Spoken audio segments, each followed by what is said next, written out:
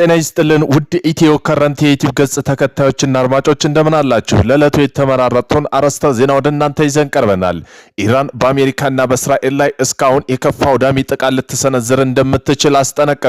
ከላይ የሚታየው ምስል ኢራን በመሬት ውስጥ ከቀበረቻቸው መሳሪያ ውስጥ በስሱ ለይታ ያቀረበችው ነው። ቴህራን ማስጠንቀቂያውን የሰጠችው ዶናልድ ትራምፕ የአሜሪካ ጦር ኃይል ኢራንን ወደ ድንጋይ ዘመን እንደሚመልሳት መዛታቸውን ተከትሎ ነው። እስራኤልም ሆነች አሜሪካ አይተውት የማያውቁት መሳሪያ አለ ብላለች። በዚህም ጉዳይ ዜና ጥንቅራችን አካተናል። 7 ሚሊዮን ኢራናውያን ሀገራቸው ለመከላከል ዝግጁ ናቸው ሲል የኢራን ፓርላማ አፈ ጉባኤ መሐመድ ባጊር ጋሊፋ አስጠነቀቁ። ከቴህራን የወጣው ዘገባ እንደሚያመለክተው ጋሊፋ ዛሬ ሐሙስ በሰጡት መግለጫ ወደ 7 ሚሊዮን የሚደርሱ ኢራናውያን ሀገራቸው ለመከላከል ዝግጁ መሆናቸውን ገልጸዋል። ይህ መግለጫ በአሜሪካ ጋር ያለው ውጥረት እየጨመረበት ባለበት ወቅት የተሰጠ መግለጫ ሆኗል። የኢራን ፓርላማ አፈ ጉባኤ የሆኑት መሐመድ ባጊር ባደረጉ ንግግር ኢራናውያን ማንኛውም የውጭ ጥቃት አንድ ሆነው እንደሚቆሙ እስከ መጨረሻው እንደሚቆሙ ነው የገለጹት። እኛ ይህን የምናደርገው ሁሉም ነገር ያለን በሙሉ ለምንወዳት ሀገራችን እንሰጣለን፣ እንሰዋለን ብለዋል አፈ ጉባኤው። የአፈ ጉባኤ ንግግር የኢራን ሕዝብ ሀገራቸውን ለመከላከል ያላቸውን ጽኑ ፍላጎት እንደሚያመለክትም ተገልጿል። በአሜሪካው ፕሬዝዳንት ዶናልድ ትራምፕ እና በፈረንሳዩ አቻቸው ኢማኑኤል ማክሮን መካከል ያለው ዲፕሎማሲ ግንኙነት ዳግም ውጥረት ውስጥ ገብቷል። በዚህም ጉዳይ ዜና ጥንቅራችን አካተናል።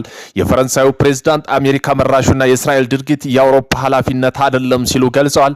በዚህም ጉዳይ ዜና ጥንቅራችን አካተናል። ፈረንሳዩ ፕሬዝዳንት ማክሮን ሚስታቸው በቀኝ መንጋጋ ላይ ካደረሱባቸው ህመም እያገገሙ ነው ሲሉ ትራምፕ ተናግረዋል። በዚህም ጉዳይ በዜና ጥንቅራችን አካተናል። ቆይታችሁ የምትሰሙት ይሆናል። በመካከለኛው ምስራቅ ያለው ጦርነት ሌላ የቃላነት ጦርነት ቀሰቀሰ። ይህም የሆነው በአሜሪካና በፈረንሳይ በሁለቶቹ ሀያላን ሀገር መካከል በምን ጉዳይ የሚለውንም የዜና ጥንቅራችን አካተናል። ቆይታችሁ የምትሰሙት ይሆናል። እነዚህን የመሳሰለው አርዕስተ ዜና ወደ እናንተ ይዘን ቀርበናል። ቤተሰብ ለመሆን ላይክ፣ ሼር፣ ሰብስክራይብ ማድረግዎን እንዳይረሱ። ወደ መጀመሪያ ዜና ትንታኔያችን ስናል ጦርነቱ ከተጀመረ ጀምሮ ዛሬ 9ኛ ዙሩን የሚሳኤል ጥቃት የሰነዘረ ሲሆን በባህሬን የሚገኘው አማዞን ዳታ ማዕከል መውደሙን የኢራን አብዮታዊ ዘብ ጠባቂ IRGC አስታውቋል። ኢራን ከአፕሪል 1 ጀምሮ 2026 እንደ አውሮፓ አቆጣጠር ጀምሮ የአሜሪካ ግዙፍ ተቋማትን እንደምታወድም ዝታ ነበር። በዚህም በዛተችው መሰረት አድርገዋለች። በዚህም ህግ አንድ አመራር ሲገደል አንድ ተቋም ይወርማል ስትል ኢራን አስታውቃለች። ኢራን ከነገ ጀምሮ በኢራን አመራሮች ለሚፈጸም ማንኛውም ግድያ ማይክሮሶፍት፣ አፕል፣ ቦይንግ እና ጉግል፣ HP፣ ኢንተልና ዴል፣ ቴስላ ሌላ ታላላቅ የአሜሪካ ኩባንያ እንደምታወድም ማስጠንቀቂያ ሰጥታለች። ለአንድ አመራር ግድያ አንድ አሜሪካ ኩባንያ ይወርማል ብላለች። ይህም ከሮብ ጀምሮ አፕሪል 1 2020 ጀምሮ ተብሏል። እነዚህ ካምፓኒዎች ውስጥ የሚሰሩ ሰራተኞች ከነገ ጀምሮ ለቃቸው እንዲወጡና ቢያንስ ከስራ ተቋማችሁ ከ1 ኪሎ ሜትር ርቀት ላይ እንዲሆኑ ማስጠንቀቂያ ሰጥታለች። መካከለኛው ምስራቅ ያለው ጦርነቱ ሌላ የቃላት ጦርነት ቀሰቀሰ። በትራምፕና ማክሮን መካከል ያለው ጦርነት ተቀስቅሷል። የፈረንሳዩ ፕሬዝዳንት ኢማኑኤል ማክሮንና የአሜሪካ በሆርሙዝ ስርጥ የምትከታተለውን ኃይል አማራጭ በመንቀፍ አሜሪካ ድርጊቱ የአውሮፓ ኃላፊነት አይደለም ሲሉ ገልጸዋል። ማክሮን ስርጡ በሰላማዊ መንገድ መከፈት እንዳለበት ቅድሚያ ለዲፕሎማሲያዊ እንደሚሰጡ አሳውቀዋል። ይህን ተከትሎ ፕሬዝዳንት ዶናልድ ትራምፕ በማክሮ የግል ህይወትና በትዳራቸው ላይ በማፌዝ ምላሽ ሰጥተዋል። ትራምፕ ማክሮ ባልተቤታቸው እንደሚገፈተሩ በመጥቀስ የሰነዘሩት ትችት ማክሮ ደረጃ ያልጠበቀና ጨዋነት የጎደለው ሲሉ አጣጥለውታል። ይህ በሁለቱም መሪ መካከል የተፈጠረው ግጭት በሁለቱም ሀገራት ዲፕሎማሲያዊ ግንኙነት ላይ ጥላ ማሳረፉ ተነግረዋል። የአሜሪካው ፕሬዝዳንት ትራምፕ ቀልዳቸውን ሲቀጥሉ የፈረንሳዩ ፕሬዝዳንት ማክሮን ሚስታቸው በቀኝ መንጋጋ ካደረሰችባቸው ህመም እያገገሙ ነው ሲሉ ትራምፕ ተናገሩ። የፈረንሳዩ ፕሬዝዳንት ኢማኑኤል ማክሮን ፕሬዝዳንት ዶናልድ ትራምፕ ስለ ትዳራቸው የሰጡትን አስተያየት ደረጃውን ያልጠበቀ አይደለም ሲሉ ተናግረዋል። አሜሪካው ፕሬዝዳንት ኢራን ጦርነት አስመልክቶ በዋሽንግተን ብሔራዊ ንግግር እያደረጉበት ባለበት ወቅት ማክሮን ባለቤት ብሪጌት ማክሮን ባሏን እጅግ ክፉኛ ትጎዳዋለች በማለት አሁንም በቀኝ መንጋጋው ላይ ካደረሰችበት ህመም ማገገም ላይ ነው ሲሉ ተደምጠዋል። ትራምፕ እንደ አውሮፓ አቆጣጠር በ2025 የወጣውን ቪዲዮ በማጣቀስ ማክሮ በሚስታቸው ፊታቸው የመቱበት አጋጣሚ ጠቅሰዋል። በወቅቱ የፈረንሳዩ ፕሬዝዳንት በጥፊ መማታታቸውን ሁሌም የምናደርገው ቀልድ ነው ማለታቸው ይታወሳል። ረቡዕ ዕለት ባደረጉት ንግግር ትራምፕ ማክሮን በባህር ሰላጤው ላይ የፈረንሳይ እርዳታ መጠየቃቸውን አስታውቀዋል። ቀደም የፈረንሳይ በኢራን ላይ የተደረገው ጦርነት እርዳታ አልሰጥም በማለት ክስ ሰንዝረዋል። ስልታዊ ጉዳይ ላይ ትራምፕ አስተዳደር ላይ በየጊዜው ተቃራኒ ምልክቶች እየሰጡ ነው ሲሉ ማክሮን ተናግረዋል። በጣም ብዙ ንግግር አለን እና በየአቅጣጫው ትራምፕ አስተያየት እየሰጡ ነው፣ ነገር ግን ሁላችንም መረጋጋትና ወደ ሰላም መመለስ እንፈልጋለን ሲሉ አክለዋል። በመሆኑም አሜሪካው ፕሬዝዳንት ትራምፕና ፈረንሳያቸው ኢማኑኤል ማክሮን መካከል ያለው ዲፕሎማሲያዊ ግንኙነት ዳግም ውጥረት ውስጥ ገብቷል። ትራምፕ በትናንትናው በሰጡት አስተያየት በማክሮንና ባልተቤታቸው ላይ አፌዙ ሲሆን ማክሮን በበኩላቸው ጠንካራ ያለ ምላሽ ሰጥተዋል።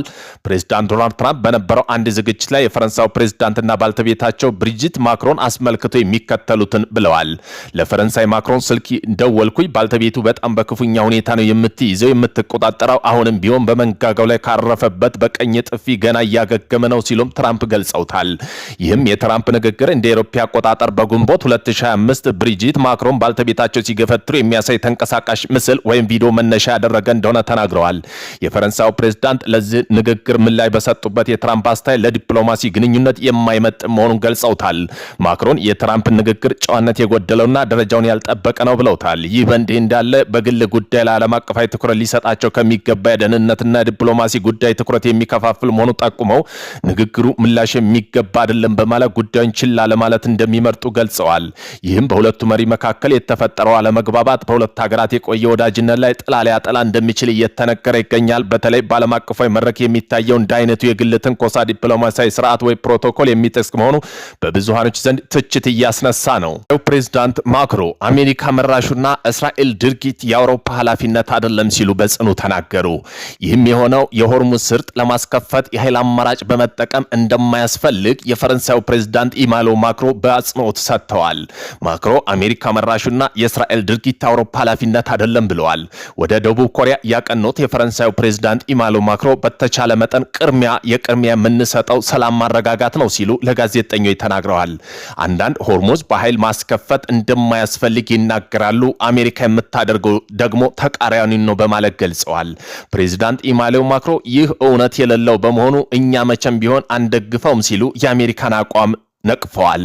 እንዲሁም ከመጀመሪያ ጀምሮ ያየነው ይህ ስርጥ መከፈት እንዳለበት ነው፣ ምክንያቱም የነዳጅና የማዳበሪያ ዓለም አቀፍ የንግድ ማዕከል ነው ያሉት። 7 ሚሊዮን ኢራናውያን መሳሪያ ለመውሰድ ተዘጋጅተዋል ሲሉ የኢራን ፓርላማ አፈ ጉባኤ ተናገሩ። የትውልድ ሀገራችን የምንከላከልባት ጊዜ ሲደርስ ሁላችንም ወታደር እንሆናለን። አሁን ላይ ከ7 ሚሊዮን በላይ ኢራናውያን ሀገራቸውን ለመከላከል መሳሪያ ለመውሰድ ፈቃደኛ መሆናቸውን ተናግረዋል። ይህን ያህል ቁጥር ያገኘነው በአንድ ሳምንት ውስጥ ብቻ ነው ብለዋል። አሜሪካ እግረኛ ጦር ወደ ኢራን አስገባለሁ ካለች ከባድ ውርደት ይገጥማታል ሲሉ ማስጠንቀቂያ ሰጥተዋል።